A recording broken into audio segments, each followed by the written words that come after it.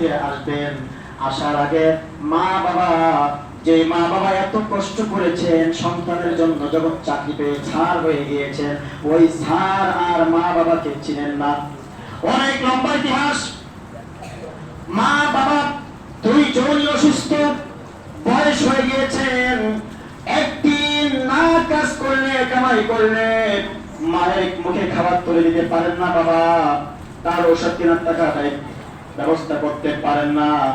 এই জন্য সার হয়েছেন, সন্তান সার হয়েছেন। আবার যদি বাবা একটা ওই বুড়ো বয়সে কোন রকম চলতে পারে না, সেই অবস্থায় মায়ের চিন্তা করে বাবা যখন রাতের আধারে শহরের চোখকে ফাঁকি দিয়ে ওই শহরে গিয়ে যখন রিক্সা চালায়, ওই সার যখন বাড়ি এসেছেন, আসার পরে উঠবে না উঠবে, ওই খালি বলে ডাক দিয়েছেন, বাবার গাড়িতে উঠছেন। এত দুর্বল হয়ে গিয়েছেন বাবা, ভালো করে চালাইতে পারে না, আবার পা দিয়ে পাকাই পাকাই চালাতে হয়। চালাইতেছেন কোন রকম আস্তে আস্তে টুকটুক করে যাচ্ছেন। স্যার বলছে দ্রুত চালাও, কোনো কথা বলে না। স্যারকে চিনতে পেরেছেন, বাবা চিনতে পেরেছেন, সন্তানকে কখনো চিনতে অন্য কিছু লাগে না।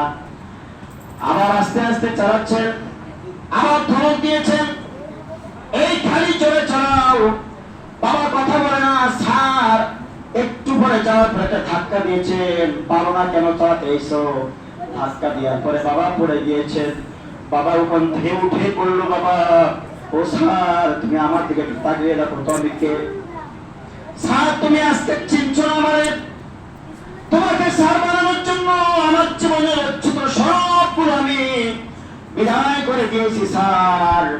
আজকে স্যার তোমার সম্মান যাবে, এই জন্য আমি বাড়িতে এলাকায় কিছু করতে পারি না। রাতের আধারে এসে আমি খালি চালিয়ে চালিয়ে ও স্যার তোমার মায়ের জন্য ওষুধের ব্যবস্থা আমি করি।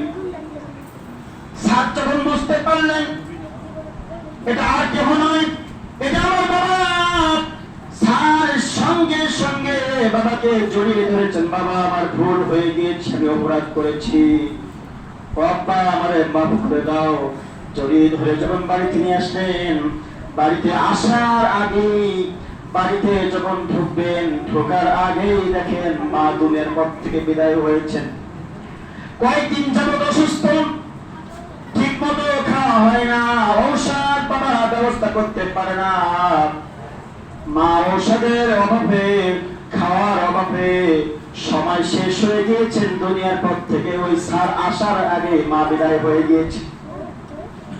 যখন বাবা এই দৃশ্য দেখলেন, মায়ের দৃশ্য দেখে বাবা স্ট্রোক করে ওখানে মারা গেলেন, দুনিয়ার পর থেকে বিদায় হয়ে গেলেন। স্যার তখন বুঝতে পেরেছেন, মার বাবার লাশ জড়িয়ে ধরে বলল, হায় হায় কি ক্ষতি হয়ে গেল, কি করলাম, আজ আমার কি হয়ে গেল। আজকের এই মা বাবা আমার জন্য জাহান্নামের কারণ হয়ে গেল।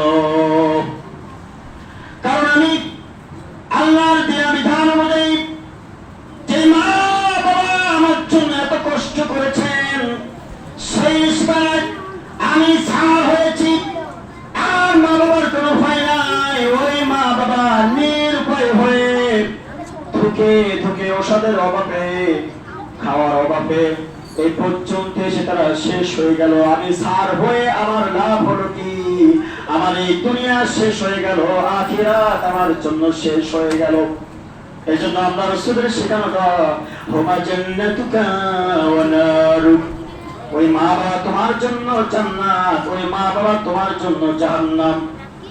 এই জন্য আমার সম্মানিত উপস্থিতি, আমার বন্ধুরা, আসেন আমরা সবাই মিলে আমাদের আব্বা মা যাদের আছে, আমরা ওই মা বাবার সাথে কোন রকম, যত কষ্ট হয় হোক, মা বাবার সাথে কোন রকম খারাপ ব্যবহার করা যাবে না। অবশ্যই তাদেরকে ইহসান করতে হবে, সর্বোচ্চ তাদেরকে খেদমত করতে হবে। এটা আপনার সুযোগ, এটা আমার সুযোগ। আসুন আব্বা মা যাদের বিদায় নিয়েছেন, আমরা মা বাবার জন্য আল্লাহর কাছে সারাক্ষণ আমরা তাদের জন্য দোয়া করি, সাহায্য চাই। আল্লাহ তাআলা আমাদের কবুল করুক, বলেন আমিন। আমিন। ওয়া আখিরু দাওয়ানা আলহামদুলিল্লাহি রাব্বিল আলামিন।